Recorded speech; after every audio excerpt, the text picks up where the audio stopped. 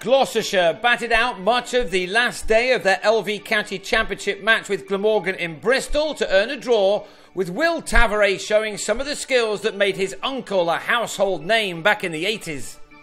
The Welshman began the final morning on 569 for 7 for a lead of 178. Needing a few more, they came out for a hit for 5 overs, in which Dean Koska and Rory Smith added 46 more runs to become the second visiting side in a row to amass a total of 600 and more at Neville Road. Smith resumed his innings on 39, and this boundary took him to his maiden first-class 50 in what is just his 11th match. It had come off 84 balls and contained 4 fours. He was the latest to make the most of this batting paradise. He sent his next delivery over the ropes for a 6 to finish on 57, as Mark Wallace then called them in with a total on 615 for 7, which gave Glamorgan a lead of 224. They now had a minimum of 89 overs to bowl their hosts out for a second time. Against them was that Gloucestershire had batted for 189 overs to save a match at this ground against Surrey just a couple of weeks ago. Tavares scored a couple of early boundaries, but this was just a day to put the shutters up. Tavares and Chris Dent did just that for 12 overs, but then lost the latter, who guided a ball from Graham Wagg into the safe hands of Jim Allenby at first slip. Wagg had recovered after being hit on the head while batting on the previous day, and he grabbed his second wicket as Alex Gidman edged to Jacques Rudolph after making just a single. And when Rudolph pulled off a brilliant one-handed catch off Allenby to remove Hamish Marshall, the visitors were sensing a victory over their neighbours.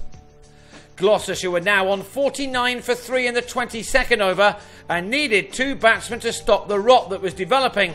In Ian Cobain, they had the ideal man for the task at hand. He'd batted for 525 minutes, the longest innings by anyone this season, to save that match against Surrey.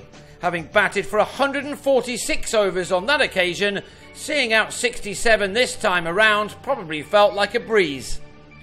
Tavares is from the right stock for the job too.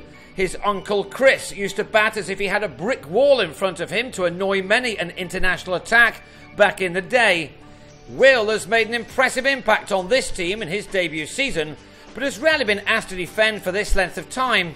32 overs passed by, in which these two added 44 runs. Wallace turned to the part-time leg spin of Rudolph, and with just his second ball of the season, he found the edge of Cobain's bat to have him held by Allenby.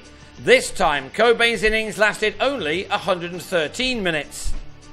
He had done a terrific job, as had Tavares, but when he then gloved a brute of a ball from Smith to Wallace to go for a 41 made in 3.5 hours, the Gloucesters were not out of the woods yet.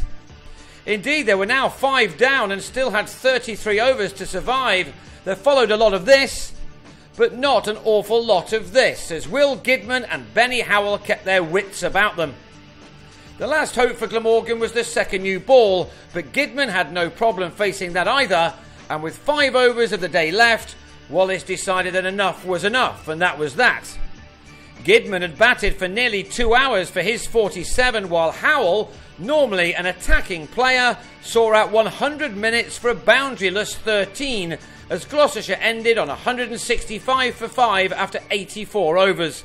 They took 9 points to Glamorgan's 12, which didn't help either side to close in too much on the top 2, who both missed this round of games.